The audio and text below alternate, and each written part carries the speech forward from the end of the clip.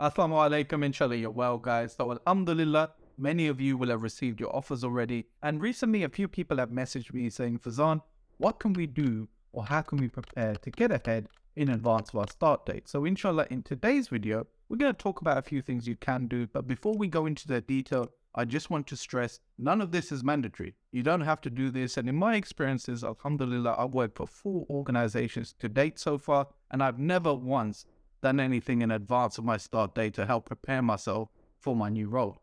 The first thing I'm going to speak about is technical skills. And I want you guys to focus on Microsoft Office, in particular, Microsoft Excel. Now, it's very likely that you would have worked with Word and PowerPoint before, but definitely brush up on those guys, because I always say that if you have a good slide deck and you can present well, you're going to stand out to senior management. But it's very unlikely that you will be an Excel whiz. And Excel is one of those tools which is very useful in both personal and work life, not just across finance, but in other careers as well. So take my advice, guys, download or enroll onto a course. It shouldn't take you more than a few hours, and you shouldn't be spending more than £50. I know there's a cost involved, guys, but you will immediately see benefit from this. As a manager, I'm always impressed when an apprentice or a graduate does some decent analysis for me at work. In my videos, I speak about more powerful analysis tools as well, such as Power BI, Tableau, and Ultrix. But don't worry about those too much, guys, because A, they're quite advanced tools. I wouldn't expect a grad or an apprentice to be an expert in those. B, you do want to enjoy some of your summer months. I don't want you spending hours locked away in a room trying to learn new systems. That's probably not the best use of your time. And C, when you're learning more complicated tools such as these, you need real-life examples or a real-life problem to solve, which obviously you won't have. That's relevant to the organization that you are joining ahead of your start date.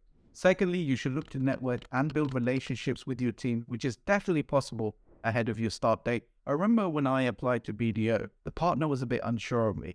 They didn't explicitly state that, but it was clear in their actions, and they called me back to a second-round catch-up with some other managers in the team. And alhamdulillah, that went well when I was offered the role. But what that meant was, because I had caught up with other members of the team, I was very comfortable approaching those guys when I started my role because I had an existing relationship. Now, I'm not saying that you should approach the partner or the CFO, but you can definitely reach out to HR and ask about your team. You may already have a buddy allocated to you, so you can go and have a coffee catch up with them. Or you can reach out to a second-year graduate or apprentice will be able to give you the lowdown, which will help calm your nerves. And that's especially useful if you require some adjustments to be made because of your personal circumstances. For example, you may need a prayer room to go and pray it, or you may have care arrangements in place. You can get an idea of how that will be viewed in the workplace ahead of your start date. The final area you can focus on is studying and revising for all of those exams that you're going to have to sit as part of your professional qualification. But I'd say this is probably more relevant to graduates than apprentices because the exam policy for graduates is usually much more intense. I've seen it firsthand where graduates, especially in practice, will be let go within a few weeks of joining because they failed their exams. And this is less of a risk for apprentices because their exams tend to be spread out over a longer period. And like I mentioned before, the exams policy is more lenient. Now, you could ask your organization if you could have study resources in advance so that you can prep over the summer. But it's very likely at this stage, they haven't yet registered you with your training provider, so there aren't any resources to give to you. But you could obtain those resources privately if you wanted. Again, I want to stress that's not a requirement. You don't have to do this. But if you have a lot of free time over the summer months, that's an option available to you. But again, guys, I'd say don't spend a lot of money on this, nothing more than a few £100s. And you don't want to prepare for more than 1 or 2 exams. And also find out from your employer which are the first exams that you'll be sitting, because there's no point preparing for a tax exam if your first exam is going to be on accounting.